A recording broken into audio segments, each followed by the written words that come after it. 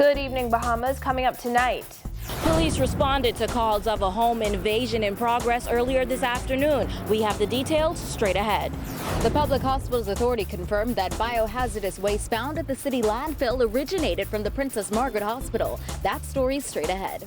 A religious leader responds to Richard Lightburn's tube-tying comments. That story straight ahead. Police investigate a derogatory song about the Prime Minister.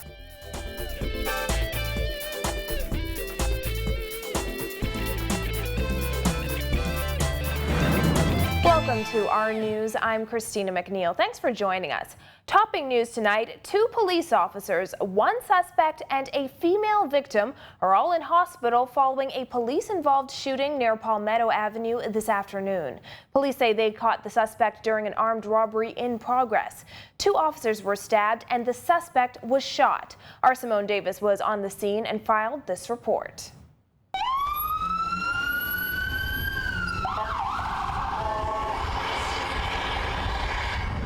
Police responded to calls of a home invasion in progress in the area of Palmetto Avenue and East Street. Chief Superintendent of Police Clayton Fernander was on the scene and gave these details. We were able to foil the armed robbery, catch him in hand, right on scene. He was arrested. The incident occurred at around 12:15 this afternoon. As police officers arrived on the scene, 2 of them were reportedly stabbed by the suspect. That's when officers shot the man. Fernander said a female resident who was inside the house at the time was also injured, but he could not give details on the extent of her injuries. The 2 officers, the suspect and the female resident, were all transported to the Princess Margaret Hospital. The officers who received the injuries, I can't say the nature of the injuries at this time, but they are at the hospital being treated.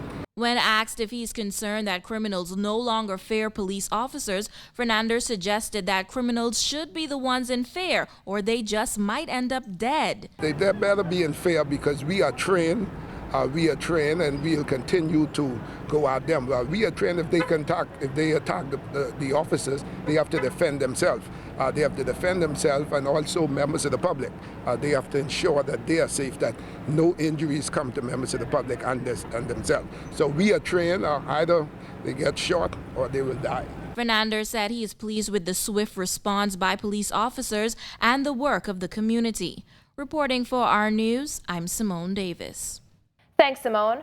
Well, biohazardous waste that was improperly disposed of at the New Providence landfill did in fact originate from Princess Margaret Hospital, according to the Public Hospitals Authority, which in a lengthy statement released this morning confirmed the find and explained what it did to remedy the situation. Dana Smith reports.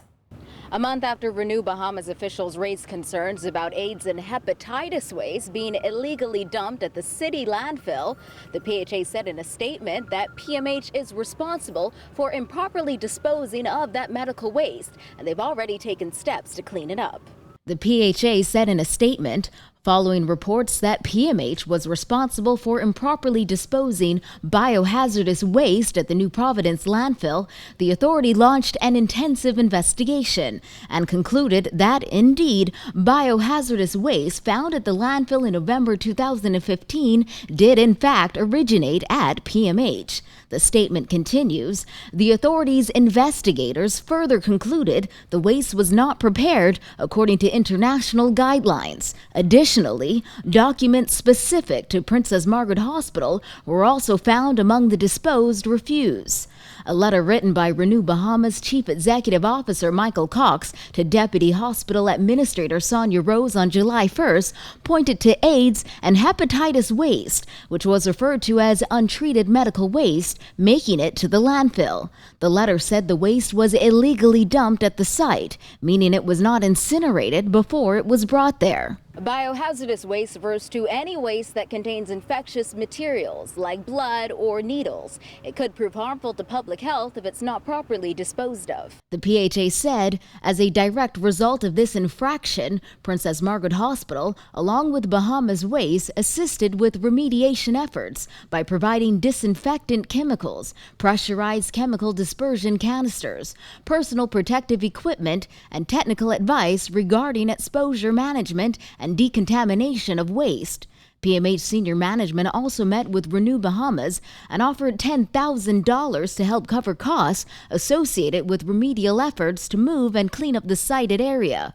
Renew Bahamas, however, was seeking more than $39,000. The authority said it was made aware of further allegations of dumping, but after a site visit to investigate, no evidence was found.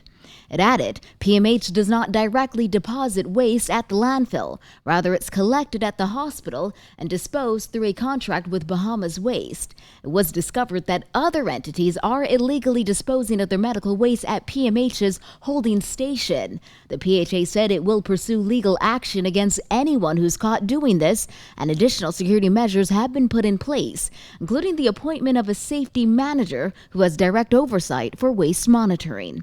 Reporting for Our News, I'm Dana Smith. Thanks, Dana.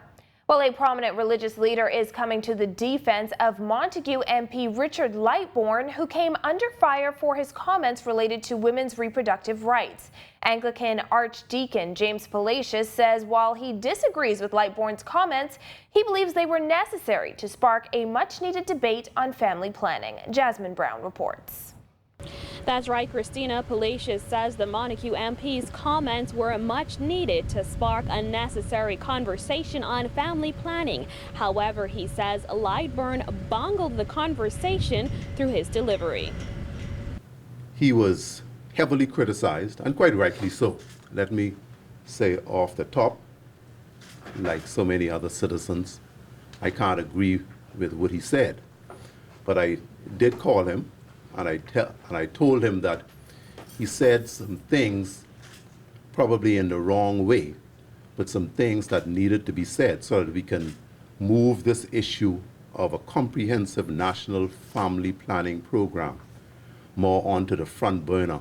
During his speech at the F&M convention last month, Lightbourne suggested that the Bahamas should consider tying the tubes of unwed mothers with more than 2 children.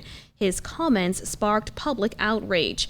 Lightbourne has since apologized for his comments, and Palacios says he believes the Montague MP should be given credit for admitting he was wrong. Now, the solution, I repeat, is not what he enunciated, and all persons were right in condemning him for that. Unfortunately, to his credit, he has apologized. I wish that more of us leaders in church and in state could apologize for some of the stupid remarks that we make from time to time.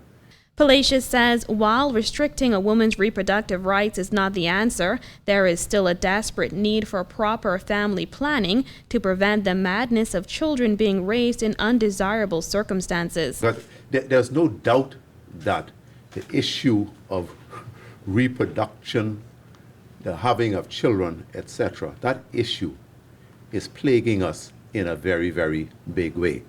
Thanks, Jasmine. Well, the creators of an offensive song about Prime Minister Perry Christie, his family, and others are under investigation for possible criminal libel. And according to police, 2 men are now in custody. Chief Superintendent of Police Clayton Fernandez said the song is disgraceful and disrespectful. We are actively pursuing that.